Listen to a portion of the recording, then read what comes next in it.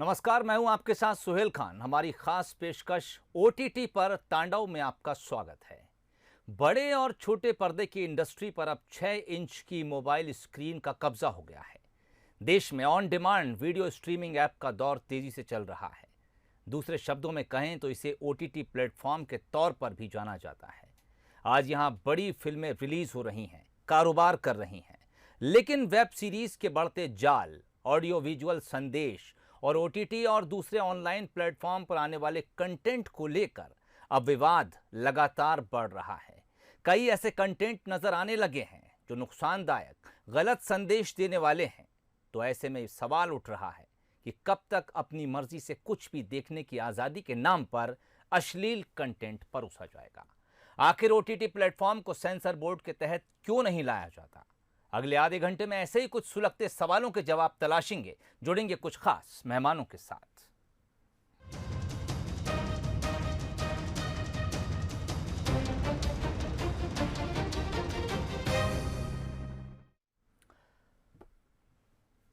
भारत समेत दुनिया भर में मनोरंजन के तौर तरीकों में बदलाव आ रहा है। फैमिली इंटरटेनमेंट के बजाय अब ओटीटी प्लेटफॉर्म पर वेब सीरीज बड़ी संख्या में दर्शकों को अपनी तरफ खींच रही है। लेकिन इसके साथ ही कंटेंट को लेकर भी अब कई तरह के सवाल और विवाद देखने को मिल रहे हैं। नई वेब सीरीज तांडव को लेकर भी सियासी तांडव जारी है और अब ओटीटी प्लेटफॉर्म पर नजर रखने की मांग एक बार फिर जोर पकड़ रही है। देखिए हमारी ये खास रिपोर्ट, उसके बाद कुछ खास मेहमान मेरे साथ स्टूडियो में मौजूद हैं। उनसे कुछ खास सवालों के जवाब हम तलाशने की कोशिश करेंगे। नेटफ्लिक्स, अमेजन प्राइम, हॉटस्टार, ये कुछ ऐसे नाम हैं जो बड़े पर्दे को मोबाइल की छोटी सी स्क्रीन पर ले आए हैं। हालांकि पर्दे का आकार जरूर छोटा हुआ, लेकिन विवाद लगातार बढ़ रहे हैं। ओटीटी प्लेटफॉर्म पर परोसे जा रहे कंटेंट को लेकर कंट्रोवर्सी थम नहीं रही है। हाल ही में अमेजन प्राइम पर रिलीज हुई सैफ अली खान और डिंपल कपाड़िया की वेब सीरीज तांडव को लेकर देश भर में तांडव मचा हुआ है। बीजेपी ने हिंदू धर्म के अपमान का मुद्दा उठाया है। आरोप है कि तांडव वेब सीरीज में हिंदू देवी देवताओं का अपमान किया गया है। मध्य प्रदेश में भी वेब सीरीज तांडव बैन करने की मांग की जा रही है। कैबिनेट मंत्री विश्वास सारंग ने केंद्रीय मंत्री प्रकाश जावड़ेकर को पत्र लिखा तो गृह मंत्री नरोत्तम मिश्रा ने कहा कि प्रायोजित गैंग है जो बहुसंख्यक वर्ग पर निशाना साध रही है। उसमें एक बात तो स्पष्ट आती है कि प्रायोजित तरीके से जानबूझकर वो टुकड़े टुकड़े गैंग के जो नारेबाजी है ना, उसको वैलिड करने की कोशिश की गई है, ये समझाने की कोशिश की गई है। और उस गैंग का तो इतिहास ही भारत माता से लेके हमारी भगवान तक उन सब पर और बहुसंख्यक हिंदू धर्म की भावनाओं पर ठेस पहुंचाने की कोशिश है। बहुत दुर्भाग्यपूर्ण है कि बहुसंख्यक समाज की इस तरह से मखौल उड़ाया गया है, हमारे देवी देवताओं पर अनर्गल बातें की गई हैं, ये सहन नहीं किया जाए। जिस ओटीटी प्लेटफॉर्म पर ये वेब सीरीज रिलीज हुई है, हम उसके सीईओ को बड़े स्तर पर मेल कर रहे हैं और हम उनको कह रहे हैं कि यदि इस तरह के आपके प्लेटफॉर्म पर वेब सीरीज के माध्यम से हिंदी देवी देवताओं का मजाक उड़ाया जाएगा तो हम संपूर्ण अमेजॉन का बहिष्कार करेंगे। जब से भारत में ओटीटी यानी ओवर द टॉप चैनल शुरू हुए हैं, गाली गलौज, एडल्ट वेब सीरीज और फिल्मों का चलन बढ़ गया है। आज यहाँ बड़ी फिल्में रिलीज हो रही हैं, कारोबार कर रही हैं। ओटीटी प्लेटफॉर्म ने लॉकडाउन के दौरान पेड सब्सक्रिप्शन में 31% की तेजी दर्ज की है। यही वजह है कि 3600 करोड़ के इस बाजार को 2023 तक 36,000 करोड़ के पार जाने की उम्मीद है। अगर पेड सब्सक्रिप्शन की बात करें तो डिज्नी हॉटस्टार पर 1 करोड़ 20 लाख, अमेजन प्राइम पर 60 लाख, सोनी लिव पर 90 लाख, G5 पर 75 लाख, तो नेटफ्लिक्स पर 50 लाख पेड सब्सक्राइबर्स हैं। वहीं कांग्रेस बीजेपी पर ओटीटी के नाम पर सियासत करने का आरोप लगा रही है। भारत में जिस तरह से ओटीटी नेटवर्क का व्यवसाय बढ़ता जा रहा है, यह सरकार का दायित्व है कि ओटीटी नेटवर्क के लिए सेंसर बोर्ड बनाया जाए। पहले भी कई वेब सीरीज और फिल्मों में इस तरह के विवाद हो चुके हैं। भारतीय जनता पार्टी के नेता राजनीति करते हैं इन मुद्दों की, लेकिन उनकी सरकार जो बड़ी बड़ी मल्टीनेशनल कंपनियों के दबाव में है, जिनकी ये वेब सीरीज और ओटीटी प्लेटफॉर्म पर चल रहे हैं, उनके दबाव में सेंसर बोर्ड नहीं बना रहे हैं और जनता के बीच में राजनीति करने का काम कर रहे हैं। ये हमारे परिवारों के लिए, समाज के लिए ज़रूरी है कि OTT प्लेटफॉर्म पर जल्द से जल्द सेंसर बोर्ड बनाया जाए। इसलिए भारतीय जनता पार्टी के नेता राजनीति छोड़कर सेंसर बोर्ड बनवाएं।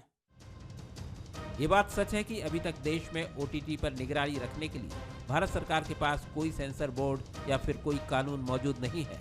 हालांकि ऐसी स्थिति से निपटने के लिए करीब 15 OTT प्लेटफॉर्म ने अपनी एक संस्था बनाई, जिसमें इन सभी प्लेटफॉर्म्स ने सेल्फ रेगुलेशन पर सहमति जताई थी। लेकिन जिस तरह से विवाद बढ़ रहे हैं, उसके बाद सवाल उठ रहा है कि क्या अब सरकार OTT प्लेटफॉर्म पर लगाम लगाने के लिए कोई ठोस कदम उठाएगी। Bureau report, Bansal news. तो सवाल यही है कि आपत्ति उठाने वाली बीजेपी क्या वाकई इस पर रोक लगाएगी? और आज इन सवालों के जवाब तलाशने के लिए जिन मेहमानों को अपने स्टूडियो में हमने आमंत्रित किया है, आपको उनसे मिलवा दूं। प्रमोद गुगालिया साहब इस वक्त हमारे साथ जुड़े हैं। आप पूर्व सदस्य हैं सेंसर बोर्ड के, रतलाम से हमारे साथ जुड़े। प्रमोद जी, बहुत स्वागत है बंसल न्यूज़ में आपका। इसके अलावा बीजेपी की तरफ से अपनी बात कहने के लिए राकेश शर्मा साहब हमारे साथ मौजूद हैं स्टूडियो में, प्रवक्ता हैं बीजेपी के। राकेश जी, स्वागत है। अजीत सिंह भदौरिया साहब हमारे साथ जुड़ गए हैं, कांग्रेस से हैं, प्रवक्ता हैं। भदौरिया साहब, स्वागत है बंसल न्यूज़ में आपका। राकेश शर्मा साहब, सवाल आपसे है पहला। दरअसल आपत्ति क्यों, और अगर आपत्ति तो राज्य से लेकर केंद्र तक आप ही आप हैं, फिर कानून बनाने में देरी क्यों? सुहेल भाई, सबसे पहले तो मैं आपको धन्यवाद देना चाहूँगा कि जो आपने अपनी बात रखी और आपने जब अपनी बात शुरू करी जी, मुझे बहुत अच्छा लगा। मैं लगातार कई चैनलों पे बैठता हूँ, जब बात शुरू करते हैं तो ऐसी विवादित बातों से शुरू किया जाता है कि हम सोचते हैं कि हम किस लाइन में जाके जवाब दें। आधी बात तो आपने ही क्लियर कर दी कि अभिव्यक्ति की आज़ादी के नाम पे क्या क्या परोसा जाए, क्या नहीं, ये किसकी जिम्मेदारी होगी। अब मैं आप विषय पे आता हूं। दरअसल राकेश साहब, कार्यक्रम को करने का हमारा मकसद ये है कि हम किसी नतीजे पर पहुंच सकें। हम नहीं चाहते कि गर्मा गर्म बहस हो और उस बहस में उन सवालों को उलझा हुआ छोड़कर हम आधे घंटे बाद बाहर निकल जाएं। हम चाहते हैं किसी नतीजे पर पहुंचे, इसलिए हम दरअसल इस तरह के कार्यक्रम को चर्चा के लिए रखते हैं। जी बोलिए। सुहेल भाई, मैं आपके कई कार्यक्रमों में बैठा हूं जी, और मैं एक जिम्मेदार प्रवक्ता हूं भारतीय जनता पार्टी का। मैं बिन सिर पैर की बात करने में मैं विश्वास नहीं करता और चिल्ला चोट में विश्वास नहीं करता। बिल्कुल ठीक। मैं जिम्मेदारियों से पूरी अवगत होकर आता हूं और उसको ही चैनल पर रखता हूं। बिना जिम्मेदारी की कोई भी बात रखने की मैं ज़रूरत महसूस नहीं करता। शुरू करते हैं। आज आप देखिए कि माननीय नरोत्तम मिश्रा जी का बयान आपके चैनल पे चला। माननीय नरोत्तम मिश्रा जी ने कहा है कि इस विषय की सरकार जांच कराएगी। एक विषय ये हो गया। ठीक। दूसरा विषय, केंद्र सरकार इसके लिए एक कमेटी बना रही है। वो कमेटी आने वाले समय में OTT प्लेटफॉर्म पे किस तरह से ये जो खबरें चलती हैं, जो बिना सिर पैर की फिल्में चलती हैं, जो धर्म के विरुद्ध बातें आती हैं, जो धार्मिक भावनाओं को भड़काने की बातें आती हैं और ऐसी गाली गलौज जो हमको, हमारे कानों को अच्छे नहीं लगे, ऐसी जो गाली गलौज इन OTT प्लेटफॉर्म पे चल रही हैं, उस पर किस तरह से रोक लगाई जाए, इसके लिए एक कमेटी जल्दी आपके सामने आएगी और केंद्र सरकार इस पर गंभीरता से विचार कर रही है।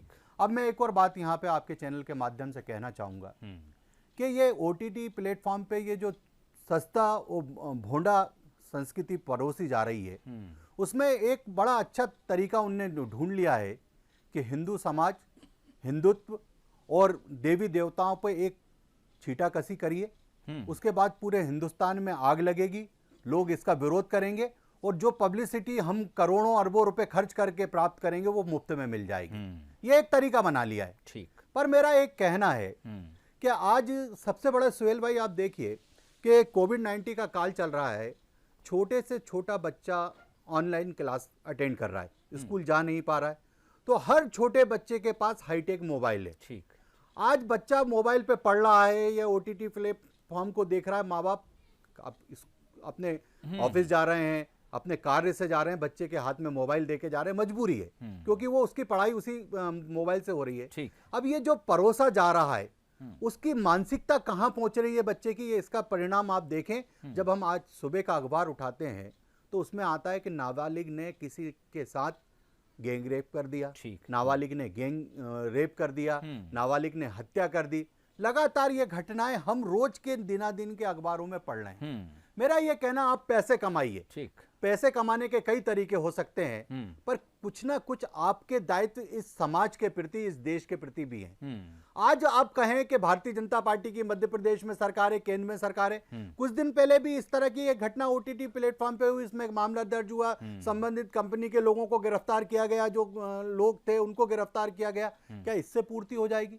नहीं। आज अगर हम कोई कार्रवाई करते हैं तो कहा जाता है आजादी छीनी जा रही है, बोलने की आजादी छीनने जा रही है, काम करने की आजादी छीनी जा रही है, पर जिन लोगों की आजादी छीनी जा रही है उनका दायित्व इस हिंदुस्तान के प्रति, इस जनता के प्रति, यहाँ के लोगों के प्रति है कि नहीं, इसके बारे में भी विचार होना चाहिए। राकेश साहब, मैं लौटता हूँ आपके पास। अजीत सिंह भदौरिया साहब हमारे साथ जुड़े हुए, लगातार वो आपकी बात भी सुन रहे थे। अजीत सिंह साहब, यकीनन हमारी परंपराओं और संस्कृति के खिलाफ अगर कोई चीज़ देश के भीतर आती है, पनपती है और तेजी से अपनी जड़ें फैलाती है, तो शायद ये हम सबकी जिम्मेदारी है। लेकिन फिर आपको या फिर कांग्रेस को ऐसा क्यों लगता है कि बीजेपी जब सामने आती है ऐसे मामलों को लेकर तो वो राजनीति ज्यादा करती है?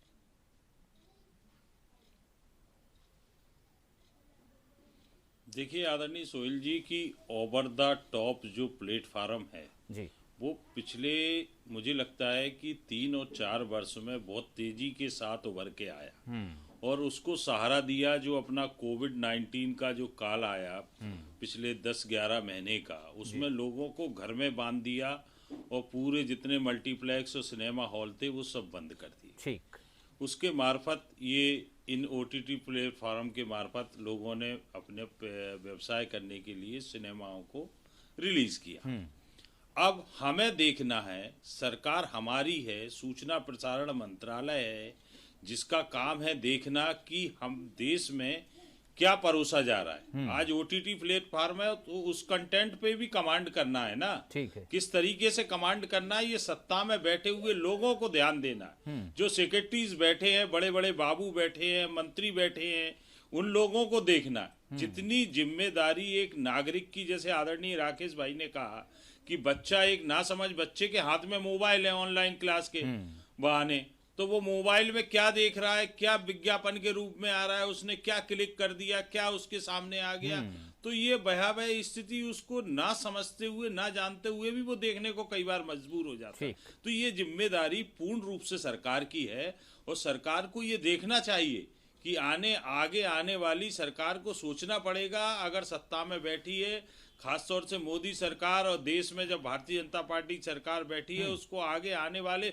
खतरों से आगाह होना पड़ेगा और उस पर रोक लगानी पड़ेगी। ये पूरी जिम्मेदारी उन सेक्रेटरीज की है, उन मिनिस्टर्स की है जो मोटी मोटी तनख्वाह लेके दिल्ली में बैठे हैं, आम जनमानस के लिए काम करने का दिखावा कर रहे हैं परंतु काम कम कर रहे हैं। तो उनकी स्वयं की जिम्मेदारी ज्यादा बनती है कि ओटीटी प्लेटफॉर्म पे रोक या उस पे कमांड एक आम, आज राकेश भाई चाहे या हम चाहे, तो हमारे हाथ में नहीं है। ये करना सरकार को ही है, सरकार को कमांड करना है और सरकार चाहे तो इसको कल से बंद कर दे।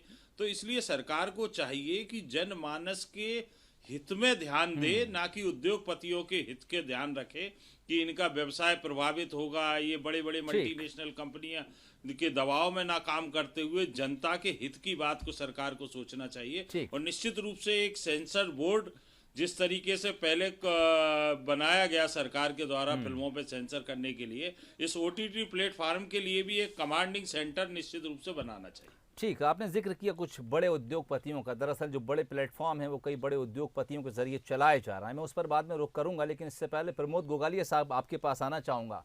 प्रमोद गोगालिया साहब पूर्व सदस्य हैं दरअसल सेंसर बोर्ड के।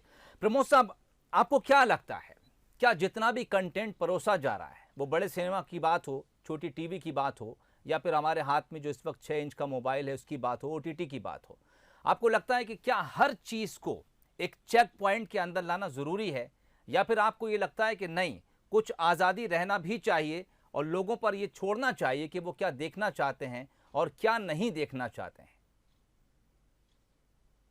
देखिए, मैं कहना चाहता हूं कि हमारे देश में सिनेमाटोग्राफ एक्ट 1952 में बना था।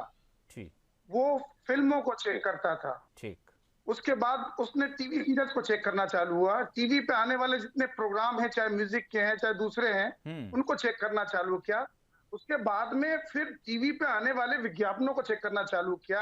इसीलिए आज जो हिंदुस्तान का टेलीविजन है, जो वो दिखाता है, हम सब घर परिवार में साथ में बैठ के देख पाते हैं। ठीक। लेकिन जब से ये ओटीटी प्लेटफॉर्म 3 साल से आया है, तब से इसमें अश्लील भाषा का प्रयोग होता है, अश्लील व्यवहार होता है, अश्लील शब्दों का प्रयोग होता है, जितने एडल्ट कंटेंट होते हैं वो होते हैं, ऑब्सनिटी होती है, वल्गैरिटी होती है, वायलेंस होता है। इसके अलावा दूसरी भी कई चीजें होती है जो हम परिवार के साथ नहीं देख सकते।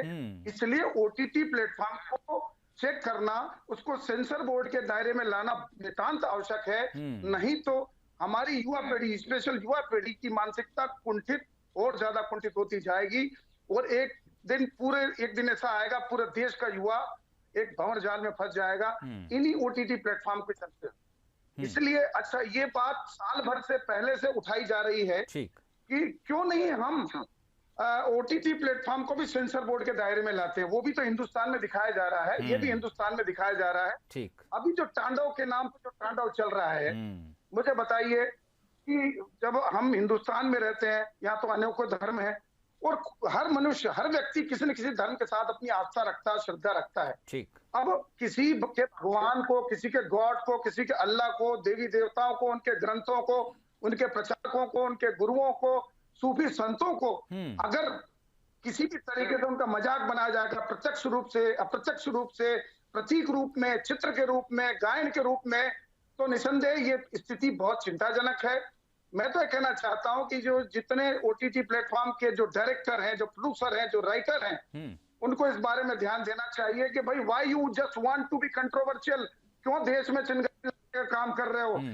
हिंदुस्तान की परंपरा रही है कि एक धर्म को मानने वाला दूसरे धर्म का सम्मान करता है और आप एक प्लेटफॉर्म पे इतनी सारी चीजें दिखा रहे हैं किसी एक धर्म के नाम पर, कभी दूसरे धर्म के नाम पर, जो आप ये वल्गैरिटी परोसते हैं, जो आप ये चित्रण करते हैं, वो हमारे देश की स्थिति के लिए अच्छा नहीं है।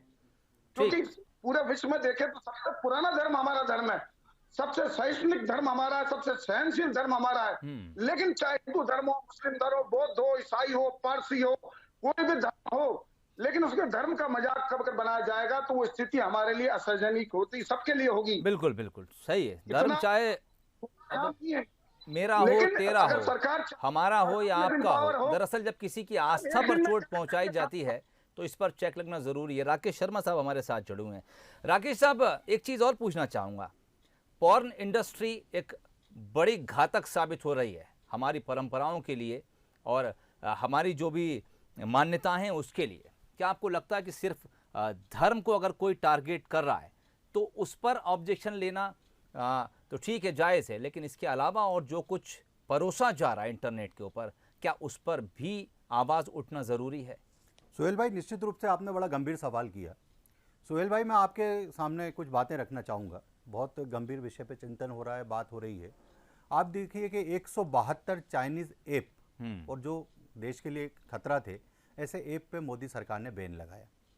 आप देखिए कम से कम 3000 वेबसाइट, पोर्न वेबसाइट, जो खुल्लम खुल्ला इंटरनेट पर पोर्न परस्ती थी, जो हमारे बच्चों की मानसिकता को विकृत करते थे, हमारे लोगों की मानसिकता को विकृत करते थे, ऐसी 3000 वेबसाइटों पर रोक लगाई।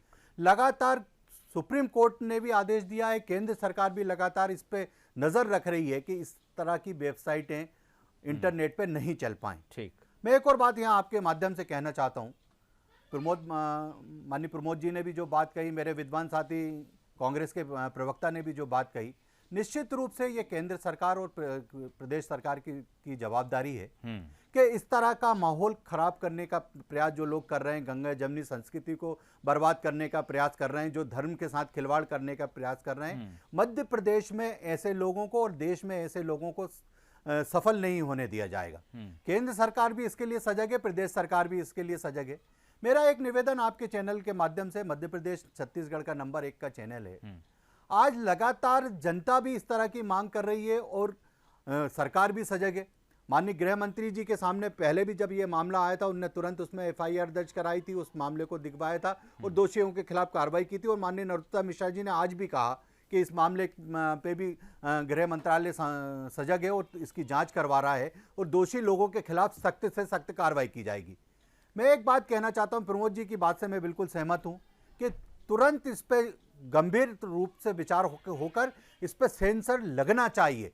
और मैंने आपके सामने बताया कि केंद्र सरकार ने एक अधिकारियों की समिति बनाई है और वो समिति इसके बारे में पूरी रिपोर्ट केंद्र को देने वाली है। और मुझे लगता है कि आने वाले 1-1.5 महीने के अंदर ये पूरे के पूरे प्लेटफॉर्म जो OTT प्लेटफॉर्म है इनके ऊपर भी सेंसर लगेगा। सीएम शिवराज सिंह चौहान ने केंद्रीय सूचना प्रसारण मंत्री प्रकाश जावड़ेकर से मुलाकात भी की है। उन्होंने कहा है कि OTT प्लेटफॉर्म सेंसरशिप के दायरे में लाना जरूरी है। राकेश साहब, लेकिन हमने OTT प्लेटफॉर्म की बात की और जो कुछ धर्म और आस्था के साथ खिलवाड़ कर रहे हैं लोग, उन पर बात की, और तमाम मेरे जो तीनों मेहमान हैं वो इस बात को लेकर सहमत हैं कि हाँ, इस पर चेक लगाना ज़रूरी है। फिर हमने पॉर्न इंडस्ट्री की बात की और आपने स्वीकारा कि हाँ, इसे लेकर भी चेक लगना ज़रूरी है और रोक लगाई भी जा रही है।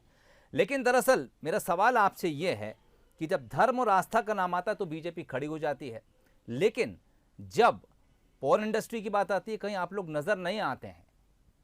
देखिए सुहेल भाई, मैं कभी भी ये कोशिश नहीं करता कि भारतीय जनता पार्टी और मध्य प्रदेश सरकार की लगातार मैं तारीफ़ करूं बैठकर, पर आप ये देखिए कि जिस तरह से मध्य प्रदेश में शिवराज सिंह चौहान जी की पिछले 7-8 माह की सरकार ने ये जो अड्डे बने हुए थे इस्पात केंद्र के नाम पर और अन्य जो हुक्का बार के नाम पर और कई जगह वहाँ लगातार छापेमारी की जा रही है।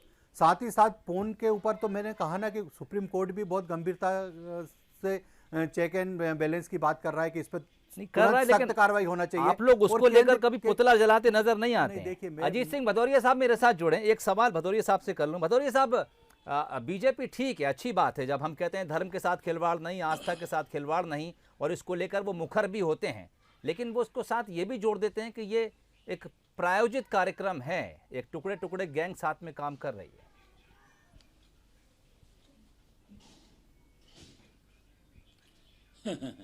ये आपके सवाल में ही आदरणीय सोहेल जी आपका जवाब भारतीय जनता पार्टी की मंशा को स्पष्ट करता है। भारतीय जनता पार्टी का मंतव्य सिर्फ उन मुद्दों को भड़काना है जिन मुद्दों से समाज में विघटन आए और अपने वोट की राजनीति को वो अमली जामा पहना सके। नहीं तो क्या आपके जवाब का अर्थ ये गोवालिया जी ने कहा कि मुद्दे को लेकर बीजेपी उतनी गंभीर नहीं है। आदरणीय पूरी बात जी, जैसे अजीत भाई आप बहुत गंभीर प्रवक्ता है कांग्रेस पार्टी के, कम से कम राजनीति ना करें, बहुत गंभीर विषय। मैं अगर शुरू होऊंगा तो मेरे पास 1000 ऐसे विषय हैं जिसपे कहीं ना कहीं पोषण कांग्रेस पार्टी देती है। ये टुकड़े टुकड़े गैंग को प्रमोट करने के लिए राहुल गांधी जी पहुंचे थे JNU में, मैं ये भी बोल सकता था, इस बात से भी शुरुआत करता, पर मैं आज इस पर राजनीति नहीं करना चाहता। मेरा निवेदन है भारतीय जनता पार्टी राकेश साहब, ये पूरी समाज की बात हो रही है, समाज की। राकेश साहब, सरकार आपकी, हर राज्य में सरकार आपकी। अरे तो हम कार्रवाई कर रहे हैं ना भाई साहब, हम कार्रवाई कर रहे हैं, और जो कार्रवाई की वो भी बता रहा हूँ मैं कि क्या कार्रवाई हुई है। आप लगातार भारतीय जनता पार्टी को कोसते रहे, तो आप हिंदू नहीं है क्या? आप चाहते हैं कि देवी देवताओं का अपमान होता रहे? कांग्रेस पार्टी चाहती है कि देवी देवताओं का अपमान होता रहे? आपको लगता है कि आप इससे जुड़े नहीं है क्या? इस तरह की जो भी चीजें देश में चल रही हैं, चाहे वो सिनेमा हो, चाहे वो टेलीविजन इंडस्ट्री हो, चाहे वो OTT प्लेटफॉर्म हो, देवी देवताओं का अपमान बर्दाश्त करेंगे? मुनाफा कमाने के लिए इंडस्ट्री चलाई जाती है। जिस तरह की सियासत की बात दरअसल बीजेपी कांग्रेस करती है, उन लोगों का सियासत से कोई लेना देना नहीं है, केवल मुनाफे के लिए काम करते हैं। प्रमोद साहब, कांग्रेस को भारतीय जनता पार्टी के सर्टिफिकेट की आवश्यकता नहीं है हिंदू होने के लिए। प्रमोद साहब, आप तो मुस्लिम तुष्टीकरण के लिए इस धरती पे आए हैं, आपको कोई फर्क नहीं पड़ता हिंदू देवताओं का अपमान हो या ना हो। प्रमोद साहब, भारतीय जनता पार्टी खड़ी होती तो आपके पेट में। प्रमोद साहब, क्या लगता है आपको, क्या सिर्फ मुनाफे के लिए इंडस्ट्री में इस तरह की हरकतें होती हैं, सियासत से कोई लेना देना नहीं है? सरकार आपकी है, आप रोक लगा दो। मैंने 24 घंटे के अंदर मुनाफे के लिए इस तरह की हरकत होती है जी।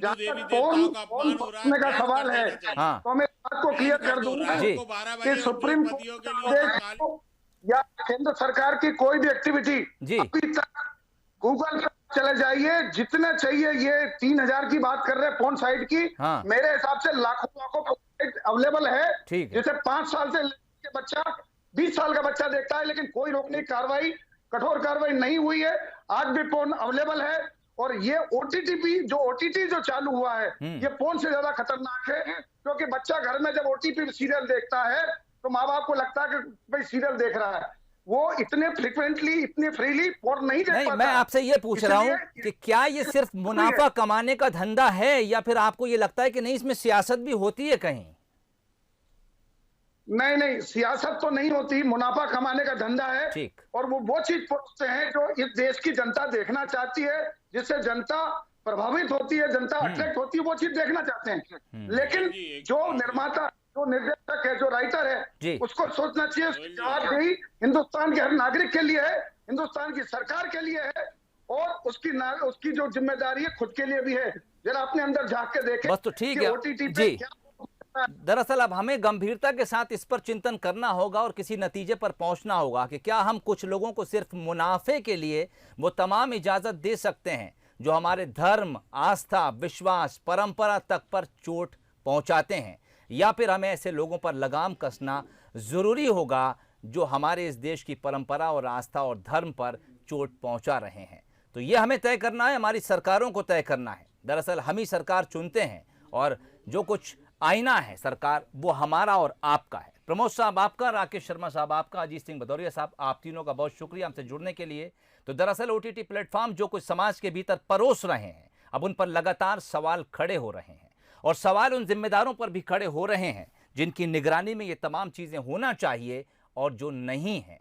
तो कब तक ये तमाम चीज़ें निगरानी में आएंगी और हम अपने समाज को एक बेहतर फिल्म, एक बेहतर सीरियल और एक बेहतर OTT प्लेटफॉर्म पर रिलीज होने वाली वेब सीरीज उपलब्ध करा पाएंगे, या फिर हमारा समाज इसी तरह विकास की एक अंधी दौड़ में सब कुछ देखता जाएगा और हम विघटन की तरफ आगे बढ़ते जाएंगे। आज फिलहाल इतना ही, इजाजत दीजिए, नमस्कार।